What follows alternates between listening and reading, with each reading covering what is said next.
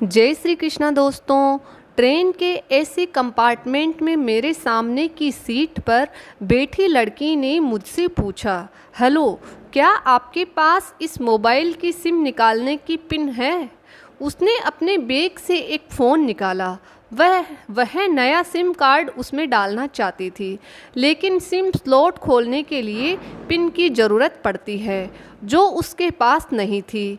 मैंने हाँ में गर्दन हिलाई और अपने क्रॉस बैग से पिन निकालकर लड़की को दे दी। लड़की ने थैंक्स कहते हुए पिन ले ली और सिम डालकर पिन मुझे वापस कर दी। थोड़ी देर बाद वो फिर से इधर उधर ताकने लगी। मुझसे रहा नहीं गया। मैंने पूछ लिया, कोई परेशानी? वो बोली, सिम स्टार्ट नहीं हो रही है। मैंने मोबाइल मांगा, उसने दिया। मैंने उसे कहा कि सिम अभी एक्टिवेट नहीं हुई है, थोड़ी देर में हो जाएगी। एक्टिवेट होने के बाद आईडी वेरिफिकेशन होगा, उसके बाद आप इसे इस्तेमाल कर सकेंगी। लड़की ने पूछा, आईडी वेरिफिकेशन क्यों? मैंने कहा, आजकल सिम वेरिफिकेशन के बाद एक्टिव होती है। जिस नाम से ये सिम उठाई गई है उसका ब्यौरा पूछा जाएगा, बता देना। लड़की बुदबुदाई, ओह। मैंने दिलासा देते हुए कहा, इसमें कोई परेशानी की कोई बात नहीं। वो अपने एक हाथ से दूसरा हाथ दबाती रही, मानो किसी परेशानी में हो। मैंने फिर विनम्रता से कहा, आपको कहीं कॉल करना हो तो मेरा मोबाइल इस्तेमाल कर लीजिए। लड़की ने कहा, जी फ़िलहाल नहीं, थैंक्स, लेकिन ये सिम किस नाम से खरीदी गई है मुझे नहीं पता। मैंने कहा, एक बार एक्टिव होने दीजिए, जिसने आपको सिम दी है उसी के नाम की होगी। उसने कहा, ओके, कोशिश करते हैं। मैंने पूछा, आपका स्टेशन कहाँ है? लड़की ने कहा, दिल्ली। और आप? लड़की ने मुझसे पूछा। मैंने कहा, दिल्ली जा रहा हूँ, एक दिन का काम है। आप दिल्ली में रहती हैं या? लड़की बोली, नहीं नहीं, दिल्ली में कोई काम नहीं, ना ही मेरा घर है वहाँ तो। मैंने उत्सुकतावश पूछा। वो बोली, दरअसल ये दूसरी ट्रेन है जिसमें आज मैं हूँ और दिल्ली से तीसरी गाड़ी पकड़नी है, फिर हमेशा के लिए आज़ाद। आज़ाद, लेकिन किस तरह की कैद से? मुझे फिर जिज्ञासा हुई, किस कैद में थी ये कमसिन अल्हड़ सी लड़की?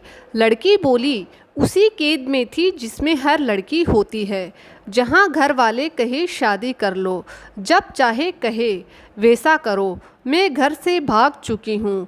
मुझे ताज्जुब हुआ, मगर अपने ताज्जुब को छुपाते हुए मैंने हंसते हुए पूछा, अकेली भाग रही हैं आप? आपके साथ कोई नज़र नहीं आ रहा?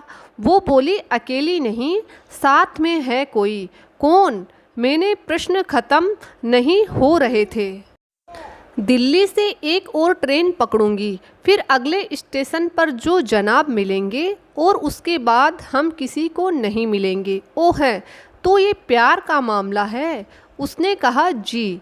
मैंने उसे बताया कि मैंने भी लव मैरिज की है। ये बात सुनकर वो खुश हुई और बोली, वाओ, कैसे, कब? लव मैरिज की बात सुनकर वो मुझसे बात करने में रुचि लेने लगी। मैंने कहा, कब, कैसे, कहाँ? वो मैं बाद में बताऊंगा, पहले आप बताओ, आपके घर में कौन कौन है? उसने होशियारी बरतते हुए कहा, वो मैं आपको क्यों बताऊं? मेरे घर में कोई भी हो सकता है, मेरे पापा, माँ, भाई, बहन, या हो सकता है भाई ना हो, सिर्फ बहनें हो, या ये भी हो सकता है कि बहनें ना हो, दो चार गुस्सा करने वाले बड़े भाई हो। मतलब मैं आपका नाम भी नहीं पूछ सकता। मैंने काउंटर मारा। वो बोली, कुछ भी नाम हो सकता है मेरा, टीना, मीना, रीना, कुछ भी। बहुत बातूनी लड़की थी वो। थोड़ी देर इधर उधर की बातें करने के बाद उसने मुझे टॉफ़ी दी, जैसे छोटे बच्चे देते हैं क्लास में। बोली, आज मेरा बर्थडे है। मैंने उसकी हथेली से टॉफ़ी उठाते हुए बधाई दी और पूछा, कितने साल की हुई हो? वो बोली, 18।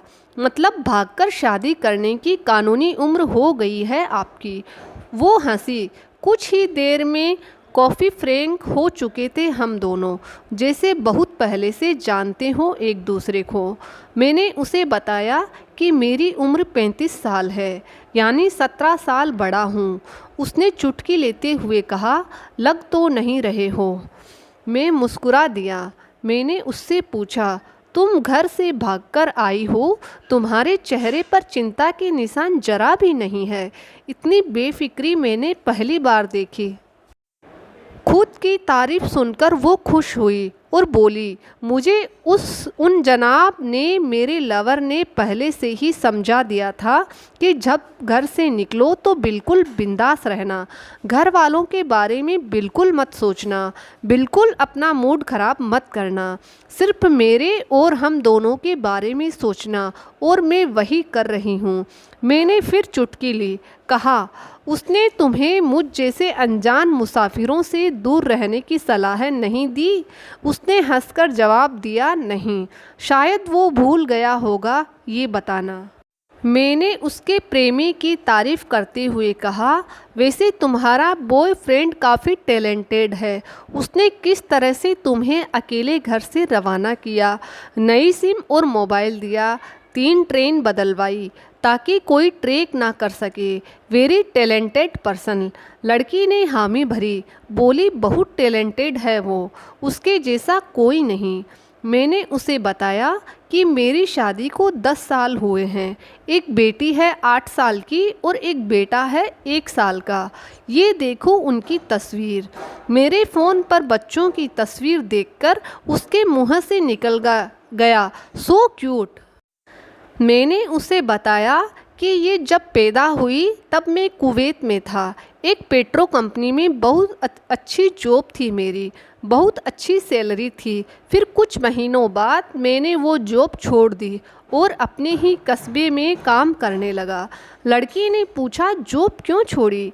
मैंने कहा, बच्ची को पहली बार गोद में उठाया तो ऐसा लगा जैसे मेरी दुनिया मेरे हाथों में है। 30 दिन की छुट्टी पर घर आया था, वापस जाना था लेकिन जा ना सका। इधर बच्ची का बचपन खर्च होता रहे, उधर मैं पूरी दुनिया कमा लूँ तब भी घाटे का सौदा है। मेरी 2 टके की नौकरी, बचपन उसका लाखों का। उसने पूछा, क्या बीवी बच्चों को साथ नहीं ले जा सकते थे वहाँ? मैंने कहा, कॉफ़ी टेक्निकल मामलों से गुजरकर एक लंबे समय के बाद रख सकते हैं। उस वक्त ये मुमकिन नहीं था। मुझे दोनों में से एक को चुनना था, आलीशान रहन सहन के साथ नौकरी या परिवार।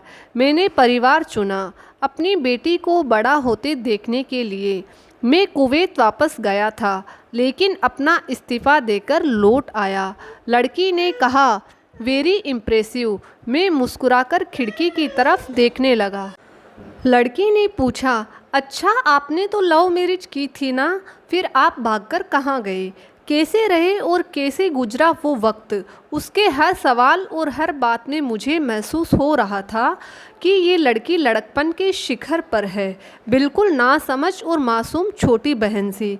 मैंने उसे बताया कि हमने भागकर शादी नहीं की और ये भी है कि उसके पापा ने मुझे पहली नज़र में सख्ती से रिजेक्ट कर दिया था। उन्होंने आपको रिजेक्ट क्यों किया? लड़की ने पूछा। मैंने कहा, रिजेक्ट करने का कुछ भी कारण हो सकता है, मेरी जाति, मेरा काम, मेरा घर परिवार। बिल्कुल सही। लड़की ने सहमति दर्ज कराई और आगे पूछा, फिर आपने क्या किया? मैंने कहा, मैंने कुछ नहीं किया, उसके पिता ने रिजेक्ट कर दिया। वहीं से मैंने उसके बारे में अलग से सोचना शुरू कर दिया था। खुशबू ने मुझे कहा कि भाग चलते हैं। मेरी वाइफ का नाम खुशबू है। मैंने 2 टूक मना कर दिया। वो 2 दिन तक लगातार जोर देती रही कि भाग चलते हैं। मैं मना करता रहा।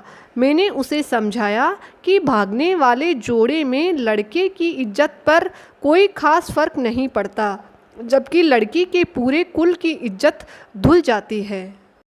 भगाने वाला लड़का उसके दोस्तों में हीरो माना जाता है, लेकिन इसके विपरीत जो लड़की प्रेमी संग भाग रही है वो उल्टा कहलाती है। मोहल्ले के लड़के उसे चालू कहते हैं। बुराइयों के तमाम शब्दकोश लड़की के लिए इस्तेमाल किए जाते हैं। भागने वाली लड़की आगे चलकर 60 साल की वृद्धा भी हो जाएगी, तब भी जवानी में किए हुए कांड का कलंक उसके माथे पर से नहीं मिटता। मैं मानता हूँ कि लड़का लड़की को तोलने का ये दोहरा मापदंड गलत है, लेकिन हमारे समाज में है तो ये नज़रिया गलत है, मगर सामाजिक नज़रिया सही है, यही है। वो अपने नीचे का होंठ दांतों तले पीसने लगी। उसने पानी की बोतल का ढक्कन खोलकर एक घूंट पिया। मैंने कहा, अगर मैं उस दिन उसे भगा ले जाता तो उसकी माँ तो शायद कई दिनों तक पानी भी ना पीती। इसलिए मेरी हिम्मत ना हुई कि ऐसा काम करूं। मैं जिससे प्रेम करूं उसके माँ बाप मेरे माँ बाप के समान ही है, चाहे शादी ना हो तो ना हो। कुछ पल के लिए वो सोच में पड़ गई, लेकिन मेरे बारे में और अधिक जानना चाहती थी। उसने पूछा, फिर आपकी शादी कैसे हुई? मैंने बताया कि खुशबू की सगाई कहीं और कर दी गई थी। धीरे धीरे सब कुछ नॉर्मल होने लगा था। खुशबू और उसके मंगेतर की बातें भी होने लगी थी फ़ोन पर, लेकिन जैसे जैसे शादी नज़दीक आने लगी उन लोगों की डिमांड बढ़ने लगी। डिमांड मतलब? लड़की ने पूछा। डिमांड का एक ही मतलब होता है, दहेज की डिमांड। परिवार में सबको सोने के बने तोहफे दो, दूल्हे को लग्जरी कार चाहिए, सास और ननद को नेकलेस दो, वगैरह वगैरह। बोले, हमारे यहाँ रीत है। लड़का भी इस रीत की अदायगी का पक्षधर था। वो सगाई मैंने तुड़वा डाली, इसलिए नहीं कि सिर्फ मेरी शादी उससे हो जाए, बल्कि ऐसे लालची लोगों में खुशबू कभी खुश नहीं रह सकती थी, ना उसका परिवार। फिर किसी तरह घर वालों को समझा बुझाकर मैं फ्रंट पर आ गया और हमारी शादी हो गई। ये सब किस्मत की बात थी। लड़की बोली, चलो अच्छा हुआ आप मिल गए, वरना वो गलत लोगों में फंस जाती। मैंने कहा, ज़रूरी नहीं कि माता पिता का फैसला हमेशा सही हो, और ये भी ज़रूरी नहीं कि प्रेमी जोड़े की पसंद सही हो। दोनों में से कोई भी गलत या सही हो सकता है। काम की बात यहाँ ये है कि कौन ज़्यादा वफादार है। लड़की ने फिर से पानी का घूंट लिया और मैंने भी। लड़की ने तर्क दिया कि हमारा फैसला गलत हो जाए तो कोई बात नहीं, उन्हें ग्लानि नहीं होनी चाहिए। मैंने कहा, फैसला ऐसा हो जो दोनों का हो, बच्चों और माता पिता दोनों की सहमति, वो सबसे सही है। बुरा मत मानना, मैं कहना चाहूँगा कि तुम्हारा फैसला तुम दोनों का है, जिसमें तुम्हारे पेरेंट्स शामिल नहीं है। ना ही तुम्हें इश्क का असली मतलब पता है अभी। उसने पूछा, क्या है इश्क का सही अर्थ? मैंने कहा, तुम इश्क में हो, तुम अपना सब कुछ छोड़कर चली आई, ये सच्चा इश्क है। तुमने दिमाग पर जोर नहीं दिया, ये इश्क है। फ़ायदा नुकसान नहीं सोचा, ये इश्क है। तुम्हारा दिमाग दुनियादारी के फितूर से बिल्कुल खाली था। उस खाली जगह में इश्क का फितूर भर दिया गया। जिन जनाब ने इश्क को भरा, क्या वो इश्क में नहीं है? यानी तुम जिसके साथ जा रही हो वो इश्क में नहीं, बल्कि होशियारी, हीरोगिरी में है। जो इश्क में होता है वो इतनी प्लानिंग नहीं कर पाता, 3 ट्रेनें नहीं बदलवा पाता है, उसका दिमाग इतना काम ही नहीं कर पाता। कोई कहे मैं आशिक हूँ और वो शातिर भी हो, ये नामुमकिन है। मजनू इश्क में पागल हो गया था, लोग पत्थर मारते थे उसे। इश्क में उसकी पहचान तक मिट गई।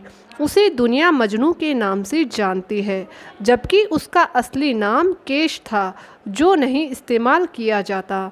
वो शातिर होता तो केश से मजनू ना बन पाता। फरहात ने शीरी के लिए पहाड़ों को खोदकर नहर निकाल डाली थी, और उसी नहर में उसका लहू बहा था। वो इश्क था। इश्क में कोई फ़कीर हो गया, कोई जोगी हो गया। किसी मांझी ने पहाड़ तोड़कर रास्ता निकाल लिया, किसी ने अतिरिक्त दिमाग नहीं लगाया, चालाकी नहीं की। लालच, हवस और हासिल करने का नाम इश्क नहीं है। इश्क समर्पण करने को कहते हैं, जिसमें इंसान सबसे पहले खुद का समर्पण करता है, जैसे तुमने किया, लेकिन तुम्हारा समर्पण हासिल करने के लिए था, यानी तुम्हारे इश्क में लालच की मिलावट हो गई। लड़की अचानक खो सी गई। उसकी खिलखिलाहट और खिलंदड़ापन एकदम से खामोशी से बदल गया। मुझे लगा मैं कुछ ज़्यादा बोल गया, फिर भी मैंने जारी रखा। मैंने कहा, प्यार तुम्हारे पापा तुमसे करते हैं। कुछ दिनों बाद उनका वज़न आधा हो जाएगा। तुम्हारी माँ कई दिनों तक खाना नहीं खाएगी, ना पानी पिएगी। जबकि आपको अपने आशिक को आजमा कर देख लेना था। ना तो उसकी सेहत पर फ़र्क पड़ता, ना दिमाग पर। वो अक्लमंद है, अपने लिए अच्छा सोच लेता। आजकल गली मोहल्ले के हर तीसरे लौंडे लपाटे को जो इश्क हो जाता है, वो इश्क नहीं है, वो सिनेमा जैसा कुछ है। एक तरह की स्टंटबाजी, डेयरिंग, अलग कुछ करने का फितूर, और कुछ नहीं। लड़की का चेहरे का रंग बदल गया। ऐसा लग रहा था वो अब यहाँ नहीं है।